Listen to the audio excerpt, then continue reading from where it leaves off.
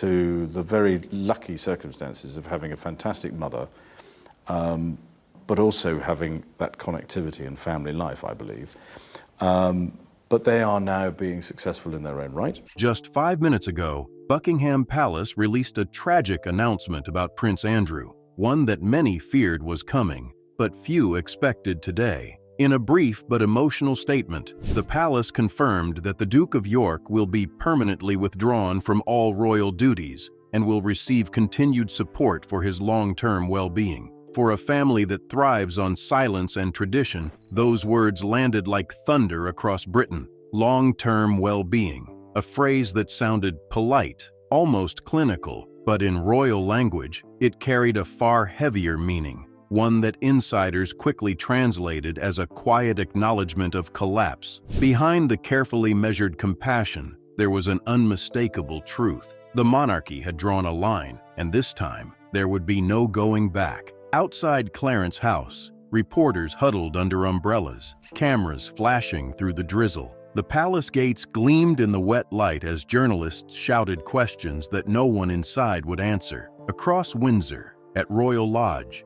Andrew's secluded estate, the blinds were drawn tight. For years, that mansion had been his fortress, a symbol of defiance, of entitlement, and of the last remnants of royal privilege he refused to surrender. Tonight, it had become something else entirely, a gilded cage for a man officially cut off from the crown. The announcement didn't come in isolation. It followed weeks of whispers, growing tension within the royal household, and renewed scrutiny of Andrew's past, from the Virginia Giuffre settlement to resurfaced ties with Jeffrey Epstein. Every headline seemed to tighten the noose around his reputation, and every attempt at rehabilitation had only deepened the shadows. The palace had stood by him once, but no institution, not even one as ancient as the British monarchy, could withstand a scandal that never stopped bleeding. To understand how it came to this, you have to go back to the beginning, to the man behind the title. Prince Andrew,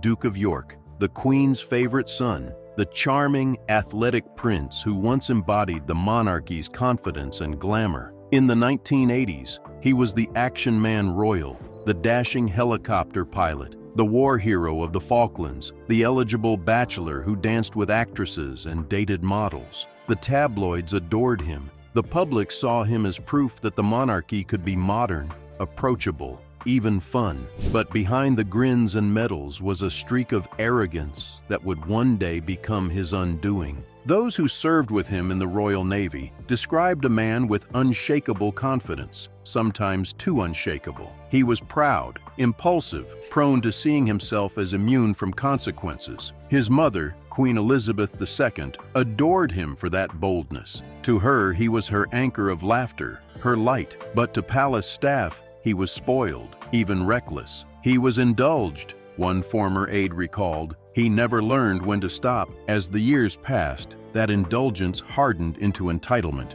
In the early 2000s, Andrew took on the role of the palace's trade envoy, promoting British business abroad. It was during those glittering international years that he crossed paths with Jeffrey Epstein, the American financier whose opulent world concealed monstrous crimes. Andrew saw in Epstein a kindred spirit of wealth and status. Epstein saw in Andrew a doorway to legitimacy. Their friendship would destroy them both. When Epstein's crimes came to light, photographs surfaced, one in particular. Andrew walking beside him in Central Park, smiling, unaware that this image would haunt him forever. Defenders called it unfortunate. Critics called it disgraceful. In truth, it was catastrophic. The breaking point came in 2019 when, under pressure to clear his name, Andrew agreed to that infamous BBC Newsnight interview. Sitting across from journalist Emily Maitlis, he tried to deny the allegations that he had sexually abused Virginia Giuffre,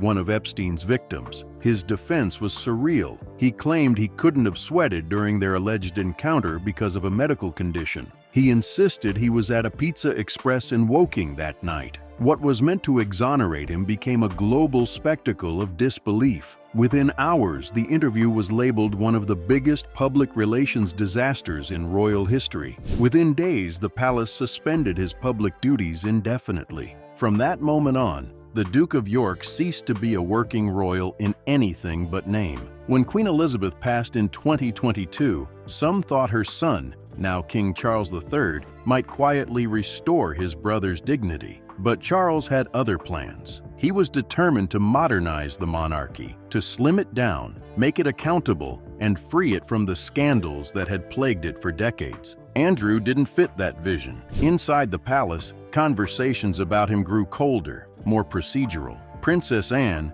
ever the realist, saw danger in pretending things could return to normal. Prince William, the heir, was firmer still. "We can't keep cleaning up his mess," he reportedly told advisors. But Charles, a man of deep emotion beneath his stoic surface, hesitated. Andrew was his brother, the one who had stood beside him at their mother's funeral, both sons of a dynasty that seemed eternal. Yet even he knew the monarchy's survival depended on sacrifice. By mid-2025, whispers of Andrew's isolation had reached the press. Royal Lodge, once a hub of garden parties and receptions, had fallen eerily silent. Locals said they rarely saw him. Only Sarah Ferguson, his ex-wife and closest ally, came and went, her car slipping past the gates in quiet defiance of the scandal that had made them both pariahs. Inside, staff described a man living on routine.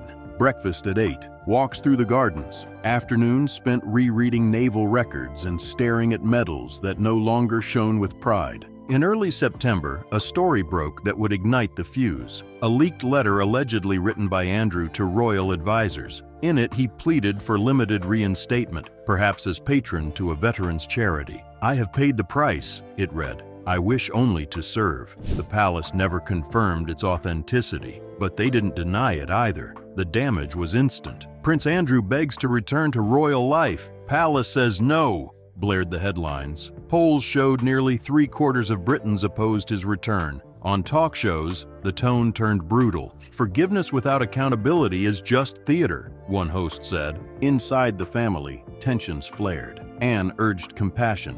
William argued for a clean break. Camilla, ever the strategist, warned that hesitation would only fuel scandal. "He can't be half in, half out," she said. "Either we stand by him completely or not at all." The king listened, silent, aware that any decision would echo for decades. Then came the financial bombshell. Reports surfaced that Andrew's residence at Royal Lodge, its upkeep, security, and staffing, cost hundreds of thousands annually, some of it drawn from royal funds. In a country still recovering from economic hardship, the revelation ignited fury. "He's living in a palace on the public's patience," one MP said in Parliament. The outrage was swift. Within days, the Treasury demanded clarity. An internal audit revealed troubling figures, and soon, the leak hit the front pages. Taxpayers still funding Prince Andrew's lifestyle. It was the final straw. The monarchy, long accused of protecting its own, could no longer shield him.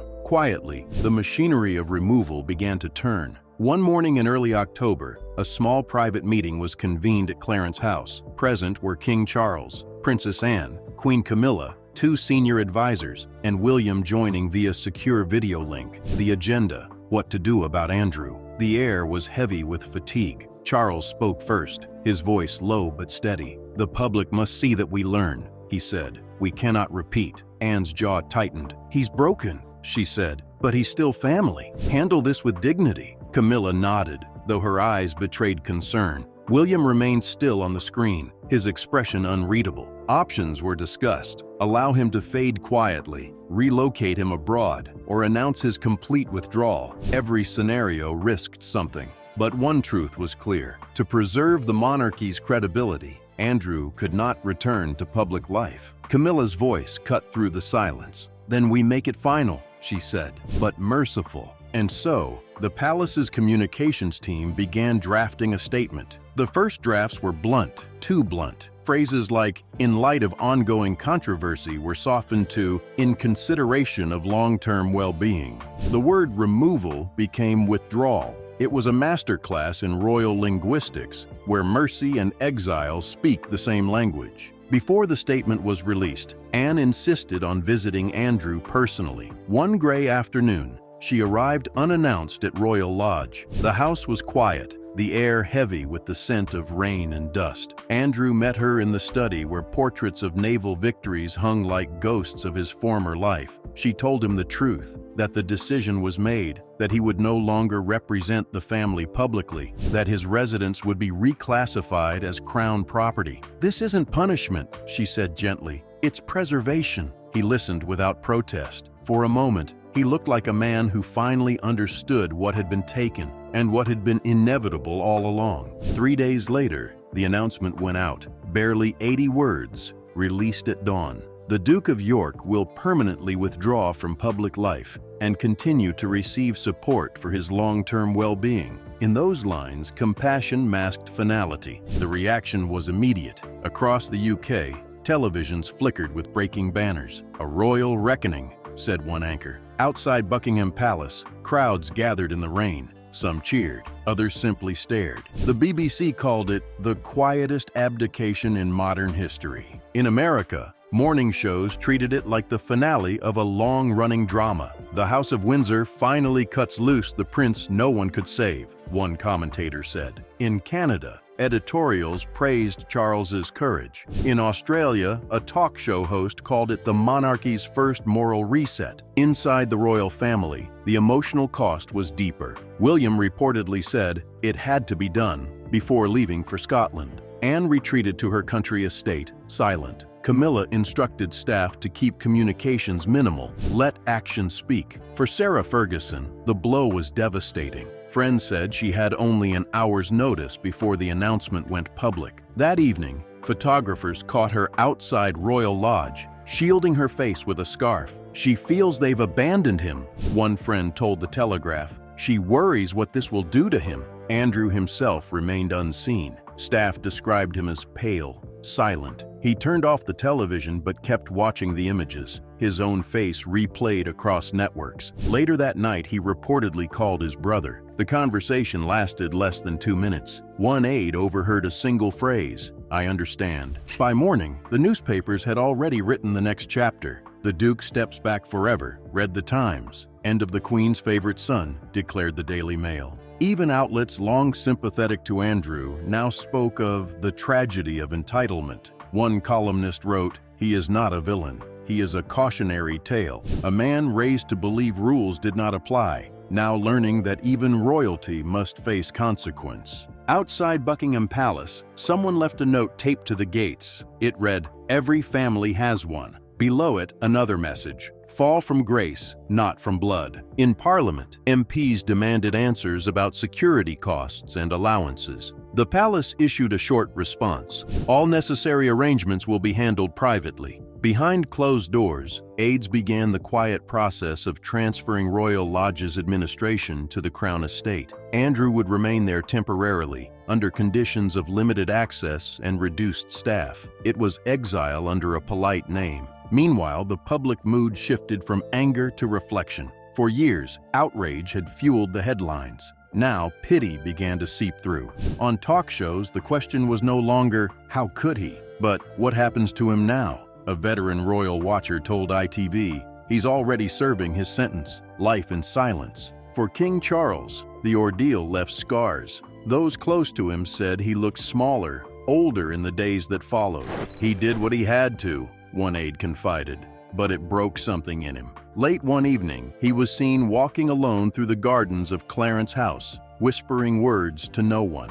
"We are all prisoners of what we inherit." At Royal Lodge, Andrew's life settled into a pattern. The once vibrant estate had become a hollow echo of itself. He woke early, read the papers, walked the grounds, then returned to the same chair by the same window. Sarah Ferguson remained by his side, tending to the house, shielding him from the outside world. "He doesn't need the world now," she told a friend. "He just needs peace." But peace in exile is rarely quiet. Each newspaper headline, each documentary revisit of Epstein's crimes dragged his name back into the light. Yet over time, something changed. Not in public opinion, but in tone. The fury faded. What replaced it was fatigue and a strange, reluctant compassion. As one social media user wrote, "Maybe this is what accountability looks like, when justice feels like sadness." The monarchy itself emerged altered. For the first time in decades, the House of Windsor had acted not to preserve its members, but its morals. Historians began calling it the Age of Reckoning, an era where loyalty bowed to integrity. And while the decision fractured hearts within the family, it strengthened the institution in the eyes of a weary public. For older Britons who had watched the royal family weather every imaginable storm, from Diana's death to Harry's rebellion, this moment felt different. It wasn't spectacle, it was consequence. The monarchy had finally shown that even its own were not above the gravity of truth. And perhaps in that, there was a strange sense of closure. As dusk fell over Windsor, the lawns of Royal Lodge shimmered in the fading light. Inside, a single lamp burned behind a half-drawn curtain. The man once known as His Royal Highness, the Queen's favorite son, the war hero, the scandal, sat alone, a prince without a kingdom,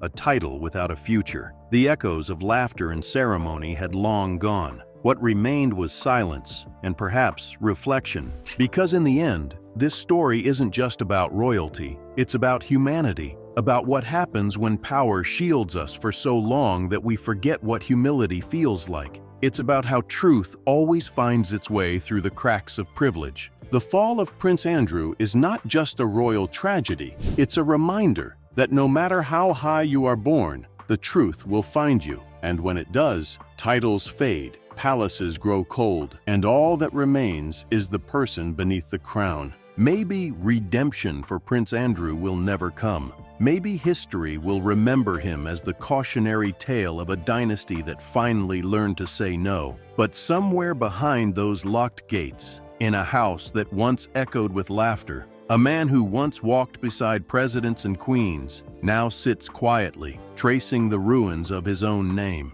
And perhaps, in that stillness, there's a kind of fragile grace. Not forgiveness, not absolution, but understanding. That dignity isn't inherited, it's earned, one truth at a time. If this story made you reflect on the price of silence and the weight of legacy, take a moment to like this video. It helps more viewers find thoughtful royal storytelling like this. And tell us in the comments, can a man born into privilege ever truly find redemption once the world has turned its back? Or are some falls simply too deep to climb back from? Let us know where you're watching from. It's always fascinating to see how royal stories echo across borders. Because as this chapter of the House of Windsor closes, a new one is already unfolding.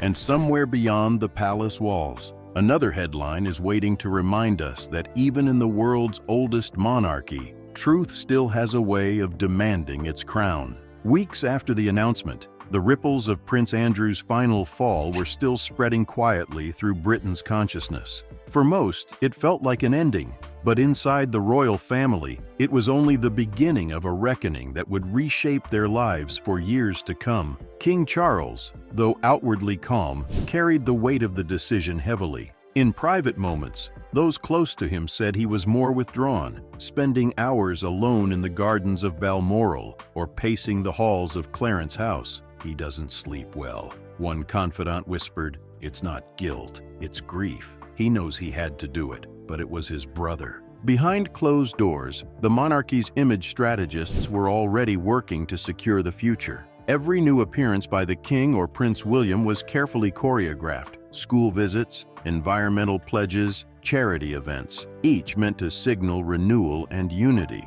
But the shadow of Andrew lingered like an old photograph no one wanted to frame, but couldn't bring themselves to destroy. In palace corridors, staff spoke of him rarely and only in hushed tones, as if invoking his name might summon another storm. Yet outside, the public conversation refused to fade. Documentaries revisiting the scandal re-aired on streaming platforms, talk shows debated whether Andrew's punishment was fair, and newspapers speculated about his finances, his mental health, his future. Was he still protected by royal security? Was he planning to move abroad? Would he ever speak publicly again? Each rumor sparked another cycle of fascination and fatigue. The monarchy, which once survived by controlling its narrative, was now being rewritten daily by the court of public opinion. In Windsor, Andrew's isolation deepened. He reportedly took long walks at dusk, always alone, stopping by the small pond at the edge of his estate where swans once gathered for his mother's visits. One evening, a local groundskeeper saw him standing there for over an hour, motionless, as if trying to remember who he had been before the world turned on him. Those close to him described a man adrift between denial and reflection. Some days he spoke of rebuilding, writing his side of the story, clearing his name. On others, he sat for hours in silence, staring at family photographs that once defined him. Sarah Ferguson remained his only constant companion. Her loyalty, once mocked, now seemed almost tragic. "He's lost everything," she reportedly told a friend, "and I'm not going to let him lose himself too." She was often seen walking the estate's paths with him, occasionally smiling for photographers who lingered at a distance. "Let them talk," she said once, waving at the cameras. "At least they're still looking." Meanwhile, behind palace walls, preparations quietly began for what insiders called the succession shift, a gradual refocusing of royal attention from Charles to William.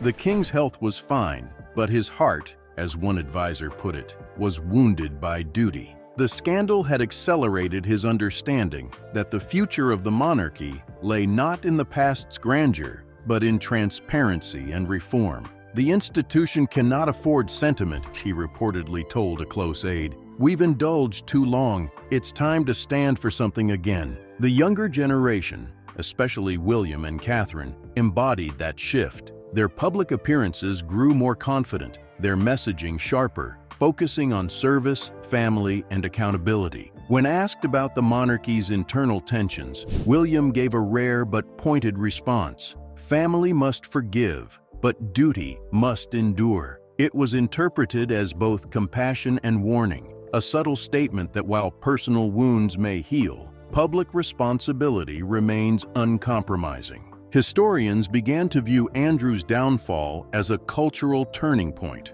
"This isn't just a royal story," said Dr. Helena Braddock, a scholar of British history. "It's a mirror of how power is changing in the 21st century. For the first time, the monarchy isn't insulated from moral scrutiny. It's shaped by it. The public demanded accountability, and the crown answered. That's unprecedented." But for the Duke of York, redemption remained elusive. Rumors circulated that he had been quietly encouraged to relocate to a smaller residence within the royal estates, possibly even abroad. Others whispered that he might write a memoir, a risky gamble that could either humanize him or bury him forever. His friends urged restraint. "He's better off silent," one said. "The truth won't save him now, only time might." Yet time is a cruel companion. As the months passed, public interest waned, replaced by new controversies and new headlines. Andrew faded from daily news cycles, but not from memory. His name became shorthand for scandal, invoked whenever another figure of privilege fell from grace.